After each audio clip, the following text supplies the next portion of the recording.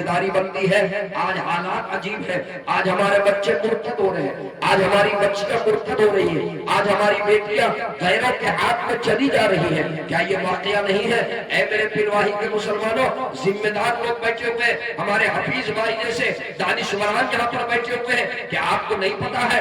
آپ روزانہ نیوز پڑھتے ہیں، آپ روزانہ فیس بک پہ دیکھتے ہیں، آپ روزانہ واٹس ایپ پہ دیکھتے ہیں، خبر ملتی ہے کہ فلاں گاؤں کی فلاں بیٹی جو ہے وہ غیر کے ہاتھ میں چلی گئی، اپنے ایمان کا سودا کر لی، وہ کورٹ میں جاتی ہے اور کورٹ میرج کرتی ہے. باپ کو پتا چلتا ہے، باپ کو پتا چلتا ہے کہ میری بیٹی کورٹ پہنچ گئی ہے، غیر کے ساتھ جو ہے وہ شادی کرنے کے ارادے سے، غیر کے ساتھ جو ہے وہ کورٹ میرج کے ارادے سے وہ کورٹ میں پہنچی ہے. باپ کورٹ پہنچتا ہے اور اپنی بیٹی کے سامنے ہاتھ جوڑ کر کے کھڑا ہو جاتا ہے، میری بیٹی، میری عزت بچنے دو، میرا دستار بچنے دو، میری عزت بچنے دو، اپنے ارادے سے واپس لوٹ جاؤ، میری بیٹی، میری عزت بچنے دو. وہ کیا کہتی ہے؟ ابا سنیے، اب میں نے اپنا نام بھی تبدیل کر لیا ہے اور میں نے اپنا مذہب بھی تبدیل کر لیا ہے. اب آپ کی ایک بات میں سننے والی نہیں، آپ واپس جائیے. باپ التجا کرتا ہے، باپ روتا ہے، باپ گڑگڑاتا ہے، باپ پاؤں میں گر جاتا ہے، لیکن بیٹی کچھ نہیں سنتی ہے. کیوں؟ کاش کہ وہ اپنی بیٹی کو دینی تعلیم سے آراستہ کیا ہوتا، کاش کہ وہ اپنی بیٹی کو قرآن پڑھایا ہوتا، کاش کہ وہ اپنی بیٹی کو مکتب میں پڑھایا ہوتا، کاش کہ وہ اپنی بیٹی کو ایمانیات سکھلایا ہوتا، کاش کہ وہ اپنی بیٹی کو اسلامیات پڑھایا ہوتا، کاش کہ اپنی بیٹی کو وہ ایمان کی اہمیت سکھلایا ہوتا تو وہ کبھی ایمان کا سودا نہیں کرتی. اور میرے دوستوں، اس میں ہمارا بھی قصور ہے، ہم جیسے ذمہ داروں کا بھی قصور ہے. یہ صرف اور بھی بہت سے اس کی وجوہات ہیں. آج ہماری بیٹیاں جو غیروں کے ہاتھ میں جا رہی ہیں، اس کی ایک نہیں 10 وجہ. اس میں ایک وجہ یہ بھی ہے کہ ہم نے شادی بیاہ کو بہت مشکل بنا دیا. ایک پیغام دے کر کے میں جا رہا ہوں، حضرت اجازت ہے، ہم نے شادی بیاہ کو بہت مشکل بنا دیا. اتنا مشکل، آج ایک ادنا درجے کا بھی اگر شادی ہوتی ہے تو کم سے کم 4 سے 5 لاکھ روپے خرچ ہوتا ہے. جب تک کہ باپ کے پاس 5 لاکھ کا انتظام نہیں ہے، وہ سوچ نہیں پاتا کہ میں اپنی بیٹی کا رشتہ کروں. ابھی بنگال میں ایک جلسے میں گیا تقریر کرنے کے لیے. تقریر سے میں نے نیچے کمرے میں آیا تو ایک 60 سال کا بوڑھا بزرگ میرے پاس آیا، میرا ہاتھ پکڑ کر کے خوب رونے لگا. میں نے پوچھا چچا کیا ہوا، آپ کیوں رو رہے ہیں؟ کہنے لگے مولانا صاحب کیا بتاؤ، میری 4 بیٹیاں ہیں، ایک کی عمر 28 سال، دوسرے کی عمر 30 سال، 32 سال، 35 سال میری بڑی بیٹی کی عمر ہے. یکے بعد دیگرے یہ چاروں بیٹیاں یہ جوانی کے دہلیز پر ہے. میری یہ چاروں بیٹیاں جوان ہیں. کہا کہ جب میں رات کو جو ہے اپنے گھر میں جاتا ہوں اور اپنے کمرے کے اندر میں سوتا ہوں، میرے بازو سے میری بیٹیوں کی رونے کی آواز آتی ہے، وہ ہچکیاں مار کر کے روتی ہے. میری بیٹیاں عفت پاک دامن ہے، میری بیٹیوں نے آج تک کے اپنی عفت اور اپنی عصمت کی حفاظت کی ہے. جب بیٹیوں کی رونے کی آواز سنتا ہوں مولانا صاحب میرا کلیجہ باہر آ جاتا ہے. میں مزدور آدمی ہوں، میں مزدوری کر کے اور روزانہ جو ہے میں بچوں کے کھانے کا میں انتظام کرتا ہوں. میرے پاس اتنی صلاحیت نہیں ہے کہ میں 5 لاکھ روپے کا انتظام کروں اور میں ڈیمانڈ دے سکوں. اس لیے میں اپنی بیٹی کے ہاتھ میں مہندی نہیں لگوا پا رہا ہوں، میری بیٹی کی شادی نہیں ہو پا رہی ہے. اے میرے دوستوں، اے میرے قوم کے نوجوانوں اور اے میرے قوم کے ذمہ داروں، میں اس موقع سے ایک پیغام دے کر کے میں آپ سے رخصت ہونا چاہتا ہوں. آپ یہ ارادہ کرو کہ ہم شادی بیاہ میں فضول خرچی نہیں کریں گے اور ہم تلک نہیں لیں گے، ہم نقدی نہیں لیں گے، ہم موٹر سائیکل کا مطالبہ نہیں کریں گے، ہم دیوان پلنگ کا مطالبہ نہیں کریں گے، ہم سامان کی فہرست نہیں دیں گے. مجھے اس موقع پر یاد آیا ممتاز صاحب میر تقی میر کا واقعہ سنا کر کے اپنی بات کو ختم کرتا ہوں. میر تقی میر بہت بڑے شاعر، بہت بڑے شاعر، بہت بڑے شاعر. میر تقی میر کی ایک ہی بیٹی تھی، ایک ہی بیٹی تھی. بیٹی کا رشتہ لگایا، بہت خوبصورت، بہت اچھا رشتہ، من کا رشتہ، پسند کا رشتہ لگ گیا. شادی کی تاریخ طے ہو گئی، بس اب شادی کو صرف 1 مہینہ باقی تھا کہ ادھر سے ایک لمبی لسٹ آئی کہ مجھے یہ سامان چاہیے، جہیز کا یہ سامان چاہیے۔ میر تقی میر اس لسٹ کو پڑھتا ہے، گھر میں اپنی بیوی سے مشورہ کرتا ہے، اب کیا کرو گے، اتنی لمبی لسٹ ہے، میرے پاس تو اس کی صلاحیت نہیں ہے، رشتہ بہت اچھا ہے۔ میاں بیوی بند کمرے میں مشورہ کر کے اور یہ طے کرتے ہیں کہ کوئی بات نہیں ہے، اب میں اپنے مکان کو بیچ دوں گا۔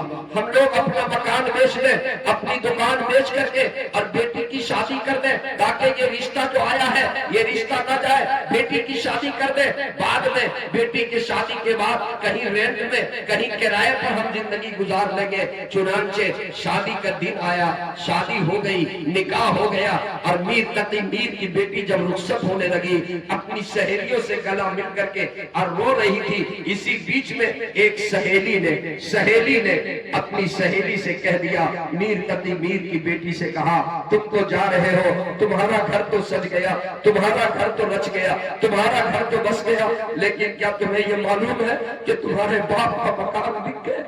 تمہیں معلوم ہے کہ تیرے باپ کا مکان بک گیا؟ اس کو نہیں معلوم تھا، پاؤں تلے زمین کھسک گئی۔ کیا تم کہہ رہی ہو؟ کہا کہ تمہارے وجہ سے باپ کا مکان بک گیا، باپ نے یہ فیصلہ کیا کہ رشتے کو میں ختم نہیں کروں گا، مکان بک جائے گا کوئی بات نہیں ہے، میں رینٹ پر گزارا کر لوں گا۔ وہ بوجھل قدموں کے ساتھ وہ ڈولی پہ سوار تو ہو گئی، اپنے شوہر کے گھر میں چلی گئی، اپنے سسرال میں چلی گئی۔ رات کی پہلی رات، جب پہلی رات شب زفاف کی، وہ یادگار رات جب تنہائی کا وقت ہوا، خلوت کا وقت ہوا، اور شوہر اپنی بیوی کے کمرے میں آیا اور پیار اور محبت کی بات کرنے کا ارادہ کیا، پیار اور محبت کی بات شروع کرنے کا ارادہ کیا، تو اس نے زور سے یہ کہا، ارے تم کس پیار کی بات کرتے ہو؟ تم کو مجھ سے پیار ہے؟ کہا کہ ہاں۔ کہا نہیں میں مان سکتی، اگر تم کو مجھ سے پیار ہوتا تو میرے باپ کا مکان نہ بکتا۔ ارے تمہیں پیار جو ہے اس گاڑی سے ہے، تمہیں پیار جو ہے دیوان پلنگ سے ہے، تمہیں پیار جو ہے سامان سے ہے۔ جاؤ تم اپنی ماں کے کمرے میں، وہ سامان رکھا ہوا ہے، تم اسے چومو، تم اس سے پیار کرو، اس سے تمہیں پیار ہے۔ اگر مجھ سے پیار ہوگا تو میرے باپ کا مکان نہ بکتا، میرے باپ کا مکان نہ بکتا۔ ان میر تقی میر کی بیٹی نے جب یہ کہا، اس کے شوہر نے کہا کہ ارے سنو، زندگی ابھی پوری باقی ہے، آج لڑائی اور جھگڑے کی رات نہیں ہے، آج ایسی باتیں نہ کرو، پھر کبھی اور اس پر بات کریں گے۔ کہا کہ نہیں، آج یہ بات ہوگی، تم نے میرے باپ کا مکان بچوا دیا اور تم پیار کی بات کرتی ہو۔ زور سے آہ لیتی ہے، زور سے چیخ مارتی ہے، میر تقی میر کی بیٹی زور سے چیخ مارتی ہے، اور اس کی روح قفس انسری سے پرواز کرتی ہے۔ پہلی رات ہے، اللہ کی پیاری ہو گئی، فجر کی نماز سے پہلے پورے شہر کے اندر چرچا ہو گیا۔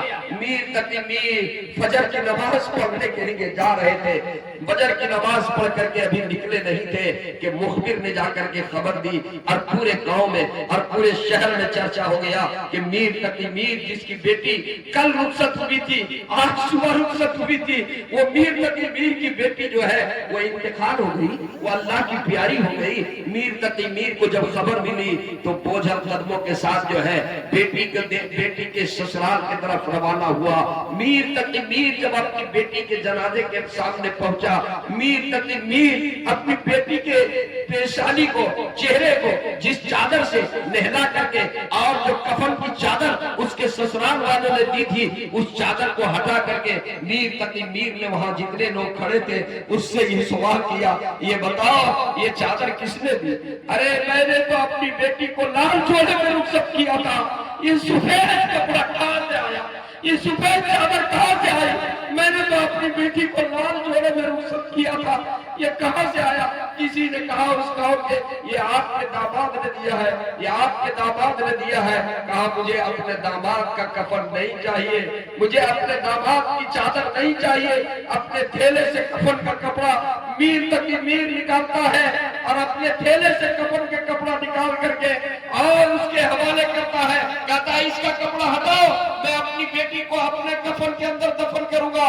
और उसके बाद मील तकी मील अपनी बेटी के पेशानी को, अपनी बेटी के चेहरे से पर्दा हटा करके, चादर हटा करके, और जिंदगी का आखिरी शेर कहता है, ये कह करके मेरी बेटी, ये अब मैं इसके बाद कोई शेर नहीं कहूंगा, ये मेरी जिंदगी का आखिरी शेर। अब आया है ख्याल ऐ आरा में जा इस नूर नामुरादी में, अब आया है ख्याल ऐ आरा में जा इस नामुरादी में, कफन देना तुझे बोले थे हम सामान शादी में, कफन देना तुझे बोले थे हम सामान शादी में। उन्होंने कहा कि मैं इस करों के कब्रिस्तान में अपनी बेटी को दफन नहीं करूंगा, और मैं इसकी चादर, इसके कफन में मैं अपनी बेटी को दफन करूंगा। ऐ मेरे कौम के, समाज के जिम्मेदार लोगों, आज हमारे हालात की वजह से, अभी कुछ चंद दिनों पहले हमारे इलाके में एक वाकया आया, जहेज की वजह से, तिलक की वजह से, 1-1.5-2 साल पहले शादी की थी, उसको जिंदा जो है वो जला दिया। कहाँ हमारा समाज चला गया, कहाँ हम लोग चले गए? मेरे दोस्तों, कल क़यामत के दिन अगर हमारे वजह से किसी बेटी की जान जाती है, किसी बहन की जान जाती है, कल क़यामत के दिन हमारा गरीबात पकड़ा जाएगा, हम मुजरिमीन के सब पे होंगे, हमसे पूछा जाएगा क्या जुर्म किया था जिसके वजह से तुमने बेटी को जिंदा जला दिया, तुम्हारे वजह से इसने खुदकुशी की, तुम्हारे वजह से इसकी जान का नजराना इसने दे दी, आखिर इसका जुर्म क्या था? ऐ मेरे जिम्मेदार लोगों, ये तय करो, आज जो हमारी बेटियां गैरों के हाथ में जा रही है, इसमें एक कसूर ये भी है, हमने शादी को मुश्किल बना दिया। शादी को आसान बनाइए, निकाह को आसान बनाइए। जब निकाह आसान होगा तो जिना मुश्किल हो जाएगा, निकाह मुश्किल होगा तो जिना आसान हो जाएगा।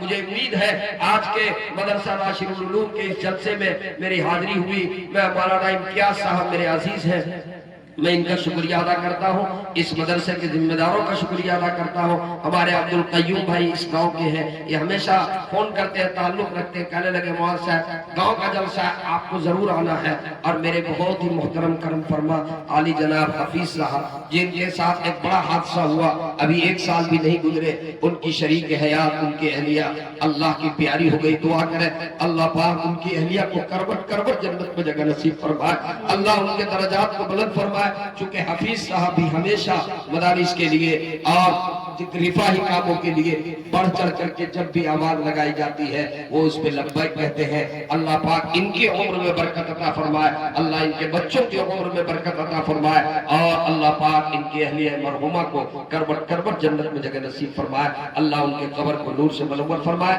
मैं जानना चाहता हूँ इस पूरे मजमे में इस मदरसा नासिरुल उलूम के लिए 5-10 मिनट के लिए